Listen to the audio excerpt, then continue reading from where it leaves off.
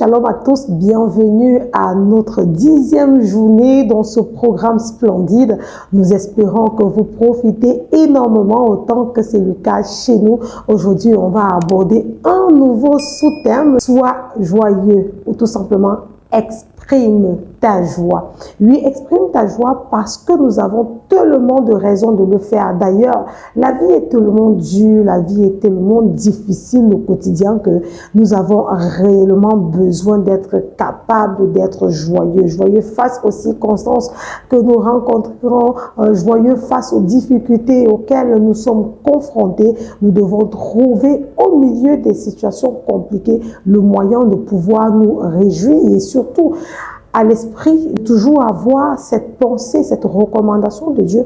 Dans le livre de Philippiens, le chapitre 4, en son verset 4, quant à l'importance d'être joyeux, et il va nous le dire comme une recommandation au travers de la bouche de son serviteur, l'apôtre Paul, il dira « Je vous le répète, soyez toujours joyeux ».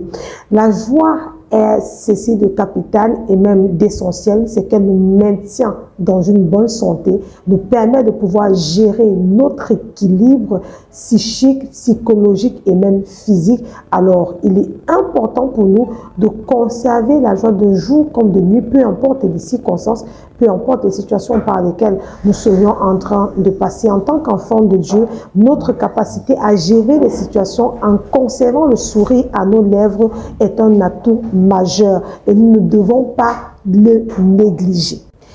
Alors, être joyeux, surtout exprimer sa joie, parce que quand on parle de réjouissance, on parle de joie, et surtout exprimer sa joie, c'est tout simplement ouvrir, donner la possibilité à Dieu de se souvenir de nous. Dans le livre des Psaumes, en le chapitre 69, on va découvrir quelque chose de spécial.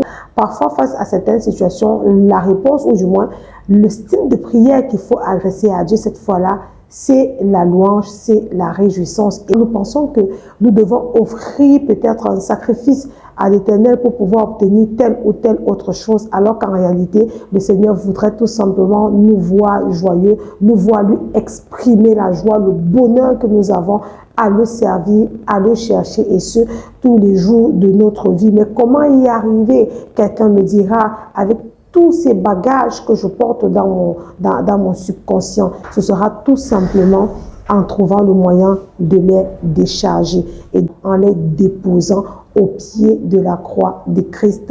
Et dès ce moment que nous l'avons déposé au pied de la croix de Christ, trouvons le moyen de nous